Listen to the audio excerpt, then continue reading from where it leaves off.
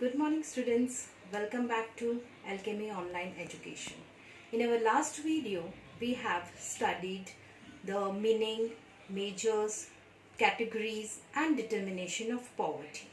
So let us move further with the same current challenges for Indian economy. Here, today's topic which we are going to cover related to poverty is causes of poverty and measures which have taken by government to reduce the poverty. Now, we are going to see what are the causes of poverty one by one. The number one is increase in population. Now, you know that India is ranking second, that is after China, the highest number of population, that is in India. Now, how the increase in population is a cause of poverty?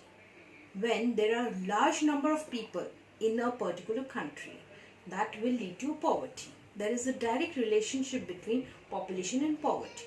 When population increases, poverty also increases. When growth rate of the population decreases, the poverty will also decrease. Now we'll go with the second point, that is low level of national income.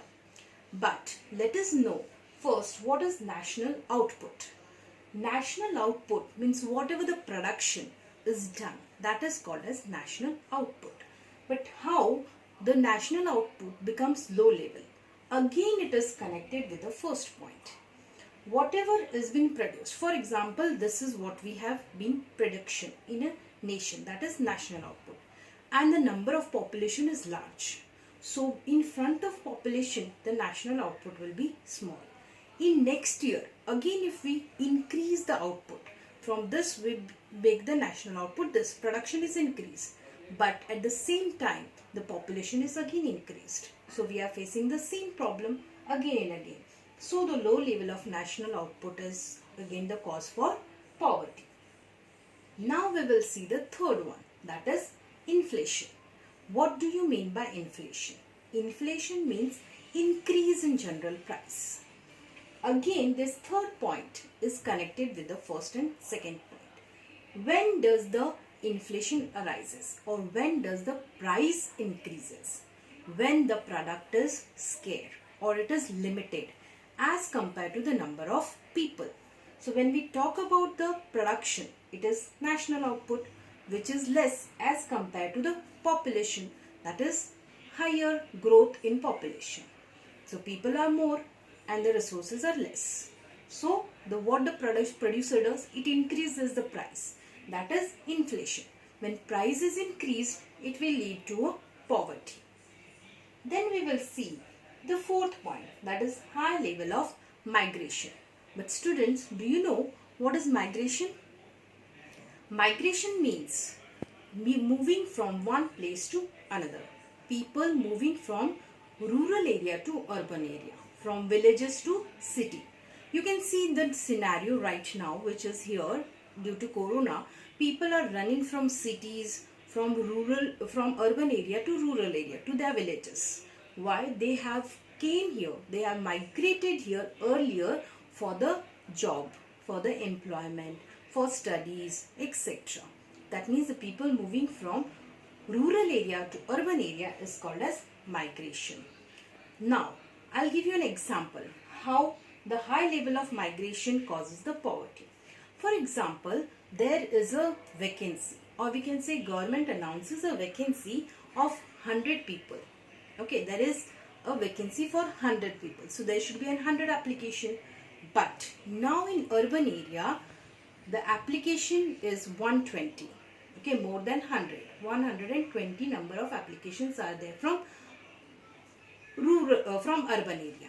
Now in rural area, we get the application, that is 50 applications and the vacancies were 100. So altogether the number of applications from urban and from rural, that is 120 and 50, it is 170. And the vacancy with the government is for 100 people. So we have 70 more applications, that is from urban area and rural area. So altogether, even the rural area when they count the application, urban area when they count the application, the number of people are more and the vacancies are less. and when they don't get the job, it leads to poverty. Now, the fifth point, it comes to an unemployment. The same, it is connected with the fourth point. When the people come from either from rural or from urban for the job and they don't get the job, it leads to an unemployment, and that causes a poverty. This is the reason for the poverty. Now the last point, that is rural indebtedness. The word itself says you rural means in a village.